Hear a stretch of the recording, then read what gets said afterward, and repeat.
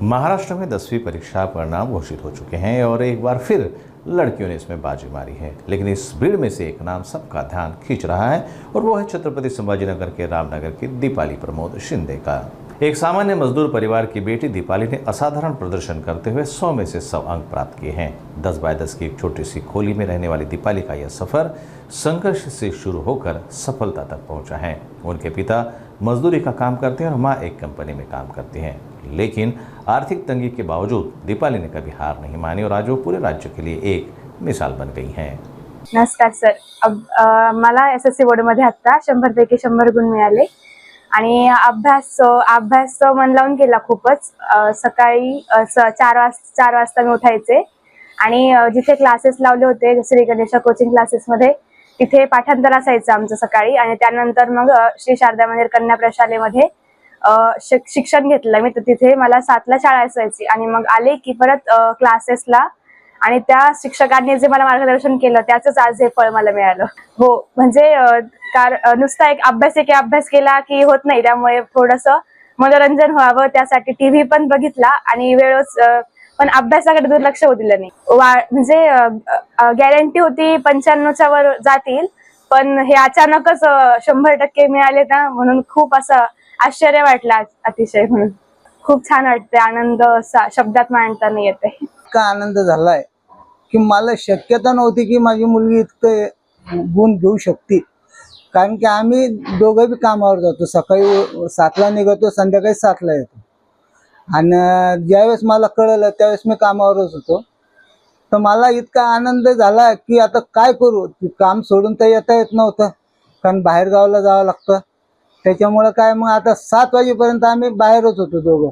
ज्यावेळेस घरी आल्यानंतर आनंद इतका झाला की विचारताच होईल की मुलीने एवढं म्हणजे आमचं नाव लौकिक लावलं, त्याबद्दल खूप आनंद झाला. तिनंच मला फोन केला होता, पप्पा म्हणे मला 100 पैकी 100 मिळाले म्हणे. म्हणलं बाळा, इतका आनंद तिला झाला की तिच्या आमच्या अक्षरशः डोळ्यातून पाणी आलं. मी खारीटोचच्या गाडीवर सर्व्हिसला आहे. त्यांना इतका आनंद झाला की म्हणे मामा तुमच्या मुलीने इतकं हे केलं म्हणे की ते असं अक्षरशः त्याला आनंद आवरणाने इतका खुश झाला होता ते सांगितल्यानंतर. आता माझी इच्छा, तिची जी इच्छा असेल तिला इंजिनियर बनायचं तर मी इंजिनियर बनेन. आता हे शब्द इतके की सांगण्यासारखेच नाहीये शब्द. आनंद इतका झालाय की ते मावच ना. अक्षरशः ज्यावेळेस तिला फोन केला की ती म्हणजे आई मला 100% मार्क, तिथंच नाचायला लागली. अक्षरशः मशीन मी रडायला लागले आणि जे आनंद आश्रले. तरी कंपनीतल्या बायका काय म्हणे, नाही म्हणे एवढे मार्क नसेलच म्हणे तिला. मी पुन्हा तिला कॉल केला, म्हटलं अगं बाई तू बघ, पुन्हा रिवर्स बघ की तुला मार्क किती पडले. तुझी आई अगं 100% मार्क पडलेत. मी अक्षरशः मी चिमटा घेऊ लागले की 100% कसं काय मार्क पडले, कारण आम्ही तिची एवढी गॅरंटी ठेवली नव्हती.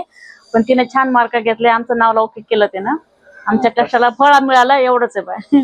मदत म्हणजे आम्ही तर सकाळी जायचो, पण आमची काही मदत नाही झाली. पण ती तिच्या ना ती अभ्यास करत होती. तिला आम्हाला म्हणायचं काम नाही पडलं की तू मोबाईल बघू नको का टीव्ही बघू नको, तुझा तू अभ्यास करत बस. पण क्लासला पण तिची ती एकटी जायची, क्लासहून यायची. सकाळी फक्त आम्ही तिला नेऊन सोडायचं 5:30 ला पाठांतराला आणि शाळेतून आली की ती तिचा अभ्यास करत बसायची. संध्याकाळी पण ती आम्ही जरी झोपलो तर ती एकटी 12-1 वाजेपर्यंत टीव्ही चालू ठेवायची. म्हणजे आई मला टीव्ही चालू झाल्याशिवाय मला अभ्यास होत नाही. अगं म्हटलं तू टीव्ही बंद कर आणि अभ्यास कर. ती म्हणते नाही, टीव्ही चालू असले म्हणजे कोणीतरी आपल्याशी बोलतं, कारण तुम्ही झोपी जाता म्हणे, तुम्ही थकून जाता तुम्ही झोपता, पण टीव्ही चालू असले की मला असं वाटतं की माझ्याशी कोणीतरी आहे सोबत. म्हणून मग तिनं तिच्या याच्यावर तिनं हे केलं. खूप आनंद शब्दातच सांगता येईल, इतका आनंद झाला कालपासून. त्याच्यामध्ये आमच्या पोटाला भूक लागणं माहिती का तुम्हाला. आता जेवलो आम्ही कालपासून, रात्री पण नाही जेवण केलं ना. आता 3 वाजता आम्ही जेवण केलं. 1-1 वाजेपर्यंत अभ्यास करत होतो. तिला म्हणायचं बाई तू असाच पासून एवढा अभ्यास करू नको. ती म्हणायचे नाही मला अभ्यास करायचा आहे. त्या दृष्टिकोनातून म्हणतो दुपारी बी यायची माझ्याकडे, बोर झाले दे शेंगदाणे दे फुटाणे, ते घेऊन खात ते अभ्यास करीत होते.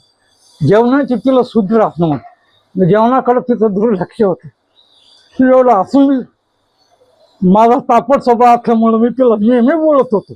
कधी ती ऐकत नव्हती. तिथं जे काय करायचं मनात ते करायचे. त्याच्यामुळे ट्युशनला जाताना अगं तू ट्युशन किती जाते, असं काय कलेक्टर होण्याची अपेक्षा आहे का. ती म्हणजे होईल कलेक्टर. म्हणलं मला लय मोठा आनंद होईल तू जर कलेक्टर झाली तर. त्या दृष्टिकोनातून मी तुला बोलत होतो का तू जास्त तब्येतीची काळजी घे, अभ्यासही कर आणि थोडं खेळत जा, बाहेर जा, फिरून येत जा. पण तिथं ते काही नाही, ते टीव्ही चालू राहायचा आणि अभ्यासही चालू राहायचा, दोन्ही बरोबर राहायचं. खाण्याकडे दुर्लक्ष असायचं. चांगलं वाटतं. तिने इंजिनियर होण्यापेक्षा कलेक्टर जर झाली तर फार बरं वाटतं. कारण आमच्या भावकीमध्ये एवढं कोणी शिकले नाही